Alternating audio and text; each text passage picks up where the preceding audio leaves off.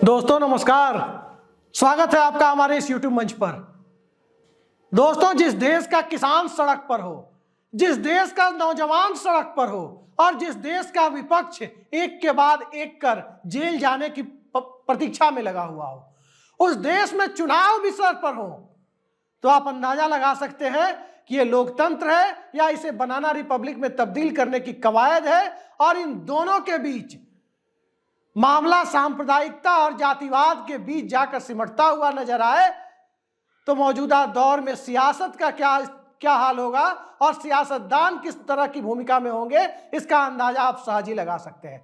सहज ही कल्पना कर सकते हैं कि चुनाव के मौसम में, चुनावी मौसम में, जहां कोई एक पदयात्री, राजनीतिक पदयात्री 4200 किलोमीटर की पदयात्रा के बाद अब बस यात्रा पर निकला हुआ हो, वहीं इस देश के सत्ता में बैठे हुए लोग राम मंदिर के सहारे किसान और नौजवान की आवाज को चुनावी रूप से दबाने की कवायद कर रहे हो। लेकिन चुनाव है, ये पब्लिक है। एक मौका चुनाव के लिए पब्लिक के पास आता है 5 साल पर, और 5 साल बाद जो मौका अब जनता को मिलने जा रहा है, बहुत उम्मीद है कि जनता इसका बहुत सावधानी के साथ सदुपयोग करेगी। क्या खोया क्या पाया इन 5 सालों में, क्या खोया क्या पाया इन 20 सालों में, और क्या खोया क्या पाया 21वीं सदी के पहले 24 सालों में, यही हिंदुस्तान को तय करना है। और इसे तय करने के लिए जब चुनावी बिसात बिछ रही हो तो विपक्ष का इंडिया गठबंधन, जी हां, वही इंडिया गठबंधन जिसको बनाने की बुनियाद जिस व्यक्ति ने रखी, वो आज सत्ता पक्ष के साथ खड़ा हो गया। नीतीश कुमार सत्ता पक्ष के साथ चले गए, इंडिया गठबंधन सत्ता पक्ष के साथ नहीं गया। और इंडिया गठबंधन ने तमाम गठबंधन की दुश्वारियों को दूर करते हुए जहां सबसे ज्यादा माथापच्ची थी, उन तमाम माथापच्ची को दरकिनार करते हुए अपने अलायंस का फैसला ले लिया है। अलायंस का फैसला पश्चिम बंगाल में हो गया। संदेश खाली के पहले ममता बनर्जी ने अलायंस का संदेश देने का फैसला ले लिया, और उसका औपचारिक ऐलान कभी भी हो सकता है। और जहां सबसे ज्यादा माथापच्ची की बातें कही जा रही थी, दिल्ली में आम आदमी पार्टी और कांग्रेस के बीच, अरविंद केजरीवाल और राहुल गांधी खड़गे के बीच, वहां भी अलायंस का ऐलान होने में महज चंद घंटे ही बचे हुए हैं। हो सकता है कि जिस वक्त हम आपसे मुखातिब हो रहे हो, इस दरमियान भी औपचारिक सूचना आ जाए। और बात रही महाराष्ट्र की, जहां पार्टी कौन है, जनाधार कौन है, और किसके साथ पार्टी और किसके साथ जनाधार के बीच जनमत किसके साथ खड़ा है, इस चुनाव में हालात जब 50 खोके एकदम होके के नैरेटिव से आगे निकलकर मराठी अस्मिता को सत्ता के चुनौती के रूप में स्वीकार करने और उस स्वीकार्यता के बीच सियासत और सियासतदानों को सबक सिखाने की मानसिकता पर उतर जाए, तो आप सहज ही अंदाजा लगा सकते हैं कि सीट दर सीट अलायंस की जरूरत महाराष्ट्र में क्यों पड़ी है। 48 में 39 सीटों के अलायंस की खबरें आ रही है। और ध्यान रखिए, पार्टी सिर्फ 3 ही नहीं है, सिर्फ कांग्रेस, उद्धव ठाकरे वाली शिवसेना और शरद पवार के नेतृत्व वाली एनसीपी ही नहीं है, अब प्रकाश आंबेडकर के नेतृत्व वाली बहुजन विकास अघाड़ी भी है। प्रकाश आंबेडकर की पार्टी भी अब इंडिया गठबंधन के बैनर तले महाराष्ट्र में चुनाव लड़ेगी। यह बात अब करीब करीब तय हो चुकी है। और सियासत जब इस प्रकार से चले कि एक व्यापक विपक्षी एकता की तरफ जाकर खड़ी हो जाए, तो शंभू बॉर्डर का किसान हो, या कुछ साल पहले का मंदसौर का किसान हो, या राजस्थान का किसान हो, या हरियाणा का किसान हो, या उत्तर प्रदेश और बिहार का किसान हो, सब इस देश में अपने मुद्दों के साथ खड़े होते हैं। और मुद्दों के साथ कौन खड़ा है? मुद्दों के साथ तो राहुल गांधी खड़े हैं। मुद्दों के साथ राहुल गांधी आगरा पहुंचने वाले हैं, मणिपुर से निकलकर आगरा तक पहुंचने वाले हैं, और आगरा से मुंबई के लिए भी निकलने वाले हैं।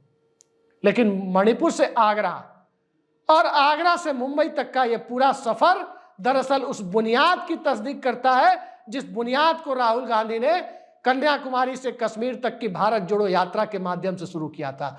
अब उसके दूसरे पार्ट में, दूसरे चरण में, उस यात्रा को भारत जोड़ो न्याय यात्रा के माध्यम से, जहां एक तरफ जाति जनगणना के मुद्दे से जोड़ा, वहीं दूसरी तरफ ओल्ड पेंशन स्कीम की मांग के साथ जोड़ा, तीसरी तरफ अग्निवीर के प्रभावितों से जोड़ा, तो चौथी तरफ बेरोजगार नौजवानों की उस भीड़ से जोड़ा जिस भीड़ के लिए मौजूदा दौर में सत्ता के पास कोई स्पष्ट कार्य योजना नहीं है। बेरोजगारी के लिए कार्य योजना नहीं है। किसानों के लिए तो होनी चाहिए थी, किसानी के लिए तो होनी चाहिए थी, लेकिन 3 विवादास्पद कृषि बिलों को देखने के बाद जब सत्ता प्रतिष्ठान के शीर्ष पर बैठा हुआ हुक्मरान ये कहकर उन तीनों विवादास्पद कृषि बिलों को वापस ले कि शायद मेरी तपस्या में कमी रह गई हो, तो कहीं ना कहीं ये सवाल मौजूदा दौर में उठना लाजमी हो जाता है कि आपकी तपस्या में भले ही कोई कमी रह गई हो, इस देश के अन्नदाताओं की तपस्या में कोई कमी नहीं है। और अन्नदाताओं की तपस्या चाहे आप खनौरी बॉर्डर पर देखें, चाहे आप शंभू बॉर्डर पर देखें, या देश के अलग अलग इलाकों से तमाम बैरियर और तमाम दुश्वारियों को पार करता हुआ जो जत्था शंभू बॉर्डर तक व्यक्तिगत रूप से निजी तौर पर टुकड़ों में पहुंचता हुआ नजर आ रहा है, उस टुकड़े में पहुंचते हुए जत्थे को मौजूदा दौर में सत्ता की ताकत नहीं हिला सकती। यकीन मानिए दोस्तों, जो व्यक्ति सत्ता के लिए नहीं लड़ रहा उसे सत्ता की ताकत से नहीं हराया जा सकता। यह बात तब कही गई थी जब इंदिरा गांधी और जेपी के बीच में मुद्दों को लेकर विवाद छिड़ा हुआ था, और वो मुद्दा इंदिरा गांधी नहीं समझ पाई, सत्ता में बैठे हुए उस वक्त के लोग नहीं समझ पाए, और जेपी जब सत्ता के लिए लड़ाई नहीं लड़ रहे थे तो सत्ता उन्हें परास्त नहीं कर पाई, बल्कि सत्ता एक सफदरजंग रोड से निकलकर विलिंगडन क्रिसेंट तक पहुंच गई थी। और सत्ता में एक सफदरजंग रोड में जो व्यक्ति बैठा उसने संविधान के साथ हुए तमाम छेड़छाड़ को एक झटके में 44वें संशोधन के साथ पटरी पर लाने का काम किया था। लेकिन अब ये एक झटके का मामला नहीं है, अब 10 साल का जो मामला आपको दिखाई दे रहा है, सिर्फ सत्ता परिवर्तन सिर्फ उसकी एक बुनियादी शर्त हो सकती है। सत्ता परिवर्तन के सहारे जो तमाम तरह की संवैधानिक छेड़छाड़ से लेकर तमाम तरह की कॉर्पोरेट फ्रेंडली जो कानून बनाए गए हैं, चाहे वो मजदूरों से जुड़ा हुआ कानून हो, चाहे वो किसानों के ऊपर थोपी जा रही WTO की जो का पूरा एजेंडा है, उस एजेंडे को थोपने की जो कवायद क्रॉनिक कैपिटलिज्म की चादर ओढ़कर की जा रही हो, या इन सब के बीच बेरोजगार नौजवानों की फौज के साथ जब महिला पहलवानों की पूरी जमात और आधी आबादी की अस्मिता इसके साथ जुड़कर खड़ी हो जाए तो जंतर मंतर सिर्फ झांकी हो सकता है, शंभू बॉर्डर सिर्फ झांकी हो सकता है। ओल्ड पेंशन स्कीम की चुनावी मांग नहीं बल्कि उससे आगे की चीज में बदल सकती है। और इन सब के पीछे जब वोट सांप्रदायिकता के आधार पर नहीं, वोट हिंदू मुसलमान के आधार पर नहीं, वोट जाति के आधार पर नहीं, वोट समाज के अलग अलग मुद्दों और अलग अलग समुदाय के अलग अलग आय वर्ग के अलग अलग एज ग्रुप यानी आयु वर्ग के लोगों के बीच उनकी सामुदायिक चेतना यानी उनकी कम्युनिटी कॉन्शसनेस के रूप में तब्दील होना शुरू हो जाए तो भूल जाइए कि अग्निवीर की वैकेंसी कितनी आई, भूल जाइए कि यूपी पुलिस के लिए कितने नौजवानों ने फॉर्म भरे, भूल जाइए कि रेलवे एनटीपीसी के लिए कितने लोग फॉर्म भरने की मांग कर रहे हैं, और भूल जाइए कि उत्तर प्रदेश में आरओ और एआरओ एग्जाम के लिए कितने लोग प्रदर्शन कर रहे हैं। भूल जाइए कि नीतीश कुमार के पाला बदल के बाद नीतीश कुमार के साथ कितने लोग जुड़े और कितने लोग बचे, और भूल जाइए कि किस तरह से संदेश खाली से संदेश देने की जो कोशिश हो रही है, उस कोशिश में सीपीएम के पुनर्जीवन की संभावना भी पश्चिम बंगाल में खड़ी हो रही है। भारतीय जनता पार्टी आज की तारीख में एक ऐसे जगह पे खड़ी है, एक ऐसे प्रस्थान बिंदु पर खड़ी है जिस प्रस्थान बिंदु पर भारतीय जनता पार्टी अगर इसे रिवर्स करके देखें तो 1984 के लोकसभा चुनाव के बाद खड़ी थी 2 सीटों के साथ, आज 303 के साथ खड़ी है। लेकिन 2 और 303 के बीच का जो बुनियादी फर्क है वो फर्क यही है कि तब भारतीय जनता पार्टी संघ के एजेंडे को जमीन पर उतारने के लिए 2 सीटों के बाद वीपी सिंह के पीछे खड़ी हो गई थी, वीपी सिंह के पीछे लामबंद हो गई थी। और आज की भारतीय जनता पार्टी किसी वीपी सिंह के पीछे लामबंद नहीं है, बल्कि आज की भारतीय जनता पार्टी सत्ता के संरक्षण में चलने वाले उस कथित क्रॉनिक कैपिटलिज्म के साथ खड़ी हो गई है, जिस क्रॉनिक कैपिटलिज्म के दौर में इस देश की सियासत और आम आदमी की अहमियत सिर्फ इतनी है कि किसान आंदोलन के दरमियान जब किसानों की शहादत होती है तो उस दौर में सत्ता के शीर्ष पर बैठे हुए लोग ये कहते हुए नजर आते हैं और इस तरह की बातें आती है कि मेरे लिए किसान मरे थे क्या। और जो व्यक्ति इस बात का खुलासा करता है वो व्यक्ति अस्पताल के बेड पर है, सतपाल मलिक, और अस्पताल के बेड पर जब वो व्यक्ति होता है उस दौर में सीबीआई के छापे से उसे दो चार होना पड़ता है। तो हिंदुस्तान की सियासत में मौजूदा नरेंद्र मोदी सरकार के कार्यकाल में क्या क्या आपने नहीं देखा। एक मुख्यमंत्री जो अपनी बेटी के कन्यादान के लिए बैठा हुआ है, जब वो बेटी के कन्यादान के लिए बैठा हुआ हो उस वक्त उसके घर पर छापे पड़ते हैं। वीरभद्र सिंह का जिक्र मैं कर रहा हूं। एक पूर्व राज्यपाल जब वो अस्पताल में भर्ती हो उस वक्त उसके यहां छापे पड़ते हैं। सतपाल मलिक की बात कर रहे हैं। और एक व्यक्ति, एक नेता जिसकी हालत यह हो कि उसकी बेटी उसे किडनी दान कर रही हो, किडनी दे रही हो ताकि अपने पिता के जीवन को आगे बढ़ाया जा सके, उस दौर में ईडी और सीबीआई का चक्कर भी राउज एवेन्यू कोर्ट में एक बीमार व्यक्ति को लगाना पड़ता है, उसके परिवारजनों को लगाना पड़ता है। यकीनन भ्रष्टाचार के खिलाफ कार्रवाई होनी चाहिए, लेकिन भ्रष्टाचार के खिलाफ कार्रवाई का नमूना एक पक्षीय ही क्यों पेश किया जाए? क्या इस देश में एक पक्षीय कार्रवाई मौजूदा दौर में इंडिया गठबंधन का एकमात्र एजेंडा है? जी नहीं। क्या अरविंद केजरीवाल को बचाना इंडिया गठबंधन का एकमात्र एजेंडा है? जी नहीं। क्या ममता बनर्जी बनाम बीजेपी की जो पश्चिम बंगाल में चुनावी लड़ाई दिख रही है उस लड़ाई को एक तरफा बनाना ही इंडिया गठबंधन का एकमात्र एजेंडा है? जी नहीं। और क्या दक्षिण भारत की संपूर्ण किलेबंदी करना, भारतीय जनता पार्टी को सतपुड़ा के दक्षिण में पूरी तरह से करीब करीब सफाया कर देना, यही इंडिया गठबंधन का एजेंडा है? जी नहीं। दरअसल मौजूदा दौर में इंडिया गठबंधन का एजेंडा किसान है। इंडिया गठबंधन के एजेंडे पर यदि यकीन करें, यदि नेता जो बात कर रहे हैं उस पर यकीन करें, पता नहीं आगे कितना अमल करेंगे, लेकिन उस पर यकीन करें तो इंडिया गठबंधन का एजेंडा आज की तारीख में वही है जो एजेंडा मल्लिकार्जुन खड़गे का है, जो एजेंडा इंडिया गठबंधन ने सामूहिक तौर पर स्वीकार किया है। इस देश को पहला दलित प्रधानमंत्री देने का एजेंडा, इस देश को पहला दलित प्रधानमंत्री मिले और वो दक्षिण भारत से आने वाला दलित हो, मल्लिकार्जुन खड़गे के नेतृत्व में सामने आए, उस चेहरे के तौर पर सामने आए, वो एजेंडा इंडिया गठबंधन का एजेंडा है। और वो एजेंडा आज की तारीख में राहुल गांधी का एजेंडा है, जिस एजेंडे को लेकर नफरत के बाजार में मोहब्बत की दुकान राहुल गांधी खोल रहे हैं। मोहब्बत की दुकान कितनी खुली किसी को नहीं पता, लेकिन इंडिया गठबंधन के अंदर मोहब्बत की दुकान इतनी खुल गई कि तेजस्वी यादव उनकी जीप चला रहे हैं तो अखिलेश यादव के साथ गठबंधन की शर्तें पूरी डील तय हो रही है। और अरविंद केजरीवाल इंडिया गठबंधन के साथ अपनी डील को तय कर रहे हैं तो उनकी पार्टी की नेता आतिशी मीडिया में आकर यह बयान दे रही है कि अब अरविंद केजरीवाल की गिरफ्तारी कभी भी हो सकती है, क्योंकि हमने कांग्रेस पार्टी और इंडिया गठबंधन के साथ अपनी सीटों को अंतिम रूप देना शुरू कर दिया है, यानी समझौते हो गए हैं। और इन सब के बीच याद कीजिए यूपीए 1 का वो दौर जब 63 सांसदों के साथ सरकार की लगाम अपने हाथ में रखने वाले लेफ्ट फ्रंट ने पूरी सरकार का, यूपीए 1 की सरकार का एजेंडा तय कर दिया था। उस एजेंडे में 6 पे कमीशन भी था, तो उस एजेंडे में मनरेगा भी था, उस एजेंडे में भारत निर्माण भी था, तो उस एजेंडे में सच्चर कमीशन भी था, उस एजेंडे में इस देश में आम लोगों तक, ग्रामीण इलाकों में शहरी सुविधाओं को पहुंचाने की वो कवायद भी थी, जिसे पूरा का नाम दिया गया और पूर्व राष्ट्रपति एपीजे अब्दुल कलाम का विजन बताया गया।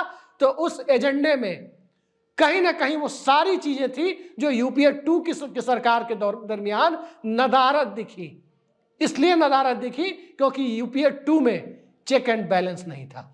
यूपीए 2 में कांग्रेस के पास 206 सीटें थी और उसके बाद वही खेल वहां हो रहा था, वही आरोप लग रहे थे कि सीबीआई ईडी के माध्यम से बहुमत का इंतजाम हो रहा है। लेकिन याद रखिए तब आरोप लग रहे थे, आज हकीकत में बदला जा रहा है।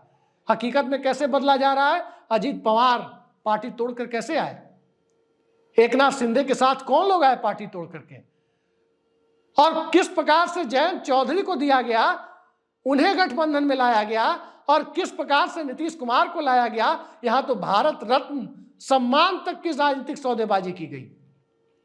कर्पूरी ठाकुर को भारत रत्न दो और नीतीश कुमार को मजबूर करो कि साथ में आए। चौधरी चरण सिंह, इस देश के सबसे बड़े किसान नेता को भारत रत्न दो, पूर्व प्रधानमंत्री को, और उनकी विरासत को भारतीय जनता पार्टी के साथ जोड़ लो। आज क्या स्थिति है? किसान नेता को भारत रत्न देंगे, किसानों की आवाज नहीं सुनेंगे। अति पिछड़े वर्ग के नेता को भारत रत्न देंगे, लेकिन कर्पूरी फॉर्मूला जो रोहिणी कमीशन के रूप में सरकार के पास सील बंद है उसे लागू नहीं करेंगे। और आज क्या हैसियत है, क्या स्थिति है, स्वामीनाथन साहब को भी भारत रत्न देंगे, लेकिन स्वामीनाथन साहब को भारत रत्न देने के बाद स्वामीनाथन फॉर्मूला लागू नहीं करेंगे, C2+50% का फॉर्मूला नहीं देंगे, MSP गारंटी नहीं देंगे। और इस देश के किसानों को सड़कों पर जब वो निकलेंगे तो उनका सामना आंसू गैस से भी हो सकता है और उनका सामना सड़क में निकली हुई कील कांटों से भी हो सकता है। लेकिन लोकतंत्र के कील कांटों को दुरुस्त करने के लिए जब राहुल गांधी सड़कों पर हैं तो ममता बनर्जी और अरविंद केजरीवाल भी उस गठबंधन का हिस्सा है जिसे इंडिया गठबंधन कहा जा रहा है। और कुछ लोग सत्ता पक्ष में बैठे हुए लोग उस इंडिया गठबंधन को इंडिया अलायंस कह रहे हैं। घबराहट सत्ता पक्ष में है, घबराहट नरेंद्र मोदी में है और घबराहट नागपुर में भी है, तो घबराहट उस कथित गुजरात लॉबी में भी है जिसके सहारे कभी एसेट मोनेटाइजेशन के नाम पर प्राइवेटाइजेशन का खेल होता है, तो कभी इस दौर में आडवाणी की हैसियत भारत रत्न देने की है। लेकिन अडानी की हैसियत क्या देने की है? आडवाणी को तो भारत रत्न मिला, पूरे देश को पता चला कि आडवाणी को भारत रत्न मिला, लाल कृष्ण आडवाणी को। तो आडवाणी को भारत रत्न देने के साथ साथ मैं अपने दर्शकों से पूछना चाहता हूं कि अडानी को क्या क्या मिला पिछले 10 सालों में इस देश में, जरा वो भी बता दें। हिंडनबर्ग ने जितना बताया उससे ज्यादा इस देश के आम आदमी को, हमारे व्यूअर्स को पता है कि अडानी को क्या क्या मिला। भारतीय जनता पार्टी को आडवाणी से अडानी तक का सफर तय करने में एक लंबा वक्त लगा, लेकिन हिंदुस्तान के आवाम को, इस देश के 97 करोड़ से ज्यादा वोटर जो वोट डालने की योग्यता रखते हैं, वो लोकसभा चुनाव में जब वोट डालेंगे तो क्या उनका मुद्दा राम मंदिर होगा या उनका मुद्दा बेरोजगारी, महंगाई, किसानों और नौजवानों की समस्या होगी? आदिवासियों के लिए मुद्दा क्या आदिवासी राष्ट्रपति बनाने का क्रेडिट लेने वाली पार्टी होगी या आदिवासियों के लिए मुद्दा पेशा कानून और हेमंत सोरेन की गिरफ्तारी होगी? दलितों का मुद्दा क्या इस देश में 5 किलो राशन होगा या दलितों का मुद्दा इस देश में मल्लिकार्जुन खड़गे के रूप में आजाद भारत के इतिहास में पहली बार किसी दलित प्रधानमंत्री को सत्तासीन कराना होगा? इन सब एजेंडे के आसरे जब चुनाव आगे बढ़ रहा हो, चुनाव करीब आ रहा हो, तो आप यकीन मानिए इस देश का चुनाव राहुल गांधी लड़ने नहीं जा रहे हैं, इस देश का चुनाव नरेंद्र मोदी लड़ने नहीं जा रहे हैं, इस देश का चुनाव नीतीश कुमार, शरद पवार या उद्धव ठाकरे या अखिलेश यादव या अरविंद केजरीवाल लड़ने नहीं जा रहे हैं। इस देश का चुनाव दरअसल सत्ता बचाने और सत्ता गंवाने का भी नहीं है। दरअसल इस देश का आगामी लोकसभा चुनाव संविधान बचाने, संस्थाओं की शुचिता सुनिश्चित करने और इन सब के बीच नागरिक सुविधाओं, नागरिकों को नागरिक बने रहने या एक आज्ञा पालक समाज में तब्दील होने, इन दोनों के बीच में खड़ा हुआ चुनाव है कि क्या वाकई नागरिक समाज बनेगा या एक ओबीडियंट सोसाइटी बनेगी। ओबीडियंट सोसाइटी यानी आज्ञा पालक समाज, वो समाज जिस देश में सत्ता के ऊपर से आदेश दिया जाए कि थाली बजाओ और जनता उसे आंख मूंद कर सत्ता का आदेश मानने पर मजबूर हो जाएगी कि थाली बजाओ। आदेश आएगा कि दिए जलाओ, जनता दिए जलाने को मजबूर होगी। आदेश आएगा कि कुछ और काम करो, जनता वो करने के लिए मजबूर हो जाएगी। तो जनता को क्या सत्ता के इशारे पर चलने वाला डमरू बनाने की कवायद इस देश में आगे चलेगी या जनता अपनी मांग को लेकर सत्ता के सामने तन कर खड़े होने की स्थिति में आ खड़ी होगी? दरअसल 543 सीटों का लोकसभा चुनाव इन सारी परिस्थितियों को तय करेगा कि मोहन भागवत ने एक दौर में जो कहा था कि आरक्षण की समीक्षा होगी, आरक्षण की समीक्षा होनी चाहिए, आरक्षण की समीक्षा समय की जरूरत है, इसी तरह का बयान मोहन भागवत ने दिया था। और आरक्षण की समीक्षा के लिए जिस सियासत की बात होती है, क्या वो सियासत आरएसएस का एजेंडा और बंच ऑफ थॉट मौजूदा दौर में हिंदुस्तान के संविधान से ऊपर और ज्यादा पवित्र ग्रंथ हो गया है?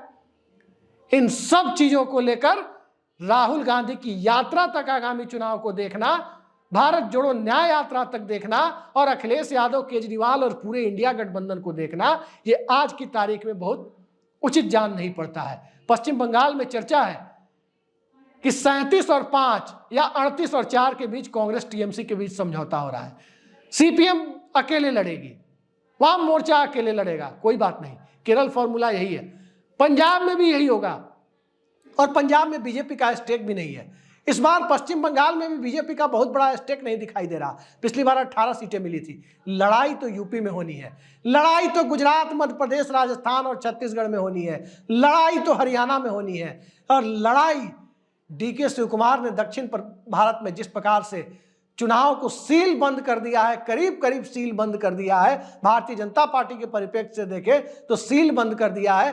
क्या अखिलेश यादव और क्या राहुल गांधी की जोड़ी, यूपी के लड़के, क्या 63 और 17 का समझौता, और इन 63 और 17 के समझौते में निर्दलीय वरुण गांधी को भी जगह मिलेगी, प्रियंका गांधी को भी जगह मिलेगी।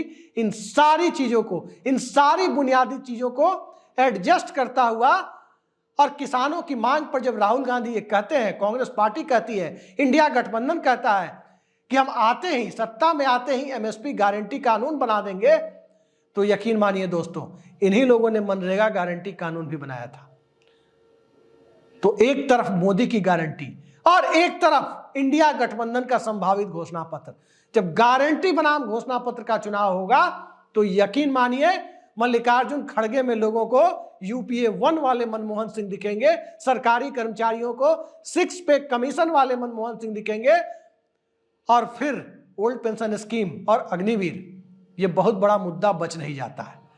अब चुनाव सामने है, देखना है जनता के लिए राम मंदिर मुद्दा है, हिंदुत्व, चुनावी हिंदुत्व मुद्दा है, या सियासत की धुरी पर समाज की सबसे निचली पायदान पर खड़े दलित समाज से आने वाले व्यक्ति को प्रधानमंत्री पद तक पहुंचाना भी एक मुद्दा है। ये वक्त बताएगा, लेकिन फिलहाल तो इस मौके की इबारत को देखिए और परिस्थितियों को देखिए कि सियासत किस दिशा में जा रही है। जिस दिशा में भी सियासत जा रही है, नरेंद्र मोदी की सत्ता के लिए एक एक दिन कीमती और महत्वपूर्ण होता जा रहा है, और सत्ता की घबराहट ईडी के एक्शन के रूप में आप साफ साफ पढ़ सकते हैं कि आज गोरखपुर में हरशंकर तिवारी के घर पर भी छापा पड़ा, दिवंगत हरशंकर तिवारी के घर पर, क्योंकि उनके बेटे विनय शंकर तिवारी के बारे में चर्चा है कि वो संत कबीर नगर लोकसभा सीट से लोकसभा के उम्मीदवार हो सकते हैं।